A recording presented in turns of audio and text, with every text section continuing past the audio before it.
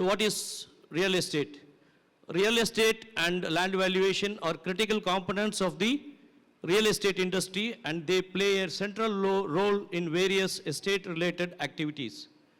Valuation processes are essential for determining the monetary worth of a property land, ensuring that stakeholders are well informed and informed decisions are made. Research plays a crucial role in the field of land valuation by providing the essential data and information needed to determine the fair market value of a piece of land real estate. Land market value assessment is a complex task with two parameters in India. One is circle rate or guideline rate, and another one is the market rate. So what is our duty right now?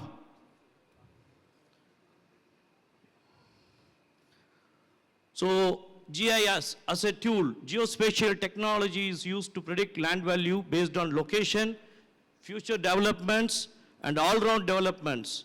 Geographical information system integrated with machine learning techniques, which is become the AI, the need of the hour, allowing for the prediction of future land value, that uptrends and downtrends. Don't think that real estate will be always on the uptrend. There are many situations and cases where there are downtrends also. The use of heuristics and client influence in valuation problem is prevalent in developing countries despite being more widespread than in developed countries. Studies suggest refocusing valuation research and efforts to improve property valuation practice in developing countries to address the limited and unreliable information. We have to be in a position that the information collected is a reliable information. So objective of data collection, objective of my research, to identify the internal and external variables that influence the land value, which is more important, to establish the effect of various variables on the land valuation, to develop a mathematical model. Whether a land valuation can be 100% accurate, no. It can be brought to 90-95%, rather 99% accurate, but a land assessment value can never be 100% accurate. To establish the effect of various variables on the land valuation, to develop a mathematical model to predict the land value, to integrate the mathematical model of the GIS and artificial neural network for prediction of the land value and validate the model, to evaluate the developed model and specify the primary factors that influence the land value, to predict the land value of the area based on the forecasted future developments. In Pune, there is one area called Pimple Saudagar. 15 years back, nobody expected that area will develop. Today, you cannot imagine huge development, nearly 10 times it has gone up. So problems of valuation. Previous valuation researchers has mainly been studied under the title behavioral valuation, which includes valuation inaccuracies and variations. So our part now is to be more accurate, to be more precise, to be more answerable, to be more accountable, and whenever it is asked in the court of law, we should be able to at least correlate the mathematical final figures. What the client needs is the final figures only, nothing else. Whatever you have shown in the report, nothing matters to them. Final, what is the amount, that only counts. So inaccuracies and variation, client influence, as rightly said by Nitin Lile, and the use of heuristics. As will be discussed, these issues have been understood in the context of valuer conduct with little focus on market-related problems that are specific to developing countries, such as limited and unreliable information. You can Google and see what is heuristics. You, in the answer question and answer session, you yourself should answer that. What is heuristics? So valuation inaccuracies bar variation. Why I am telling all these things is that you should collect as much of data as necessary to make your valuation report more precise, more answerable. Valuation inaccuracies and differences among valuations have been globally and debate for years. Accuracy refers to the ability of evaluation to accurately identify the target, while disparities in valuation emphasizes the capacity of two or more models to generate the same outcome on the same basis. Valuation are commonly used to gauge valuation irregularities with high variance indications, inaccurate valuation, and low variance levels, implying reliable estimates. UK-based researchers estimate how they estimate, UK-based researchers recommend increasing the acceptable range up to 35%, pointing towards a decline in valuation precision in the UK. Studies have found that property appraisals in the US are often biased towards the upward trend, particularly in rural areas. In 2008, the burst cycle and the bubble cycle, we would be still remembering that. Client influence in property valuation is prevalent issue affecting valuers' independence and objectivity. I'm very transparent, I'm not hiding anything.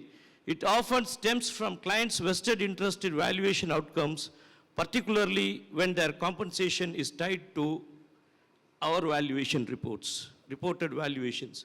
Various studies have observed client influence in different countries, both positive and negative, with factors like client characteristics, the importance of the valuation outcome, and market transparency playing significant role. Some legislations like the Home Valuation Code of Conduct, HVCC, and the Dodd-Frank Act in the USA aims to reduce client influence by introducing appraisal management companies. This also we should introduce from our IOV, RVF, and IVSC. If it is already there, we will also follow in India. However, these measures are more effective in developed countries with stronger institutions. Next. So the use of heuristics. Decision-making complexity is often simplified through the use of heuristics, which are rules or patterns that guide individuals in making decision, reaching conclusion, and solving problems, especially when faced with complex situation or incomplete data. While heuristics are essentially decision-making, they are not as reliable as other methods due to their generality and lack of precision. The anchoring and adjustment heuristic is one of the most extensively researched. It involves starting with an initial reference point and revising it based on evidence until reaching a conclusion. The absence of appropriate reference points can lead to bias in valuation. Studies have shown that appraisers often anchor their valuations on various reference points, such as the purchase price of the property or past appraisals. The use of anchoring and adjustments heuristics is influenced by the institutional context and the availability of information. So what is the other valuation specific problems in developing countries? We are a developing country. India is a developing country. Valuation challenges in developing countries extend beyond the issues mentioned earlier. Researchers conducted in sub-Saharan Africa highlighting the significant impact of lack of property market data on valuation discrepancies. Underline this, impact of lack of property market data on valuation discrepancies. They attributed these discrepancies to the absence of a data bank for property markets. I urge all Indian valuers to have a data bank for their state, at least to start with. IOV and IOV RVF can do that. The lack of complete documentation on transaction property valuation features. Developed countries, in contrast, have sophisticated market rate data sources, such as the UK's IPD property index, multiple listing services, and the house price index in the USA. Balaji, sir? Yes. Complete. 2 minutes. Complete. 2 minutes. Next slide. So these are all the factors influencing. Next slide. So this is very important. Some key roles on market research: identifying market target, evaluating the competitive landscape, assessing industry trends, estimating market demand, gathering financial projection and assumptions. Next slide, please. Next slide, please. So why valuation, research in valuation is important is highlighted here. Limited and unreliable information in different countries amplifies the client reliance on valuers, contributing to valuation challenges. Next slide, please. Next slide, please. So conclusion. This study concludes by emphasizing the importance of creating and maintaining a proper database for the data gathered around the valuation site and location. This database should be accessible to all professional practicing valuers and pursuing their careers in the field. Gathering data is one of the most challenging and crucial tasks in the field of valuation. It's essential to note that each city, state, and administrative boundary has its own set of rules and procedures for evaluating and valuating the value of structures. The data acquired plays a vital role in calculating the value of these structures. It is recommended that all professionals use modern GIS methods to acquire data in the field and conduct research in the field of valuation. There are no need of more modern techniques for data acquisition and valuation methodologies. Next slide.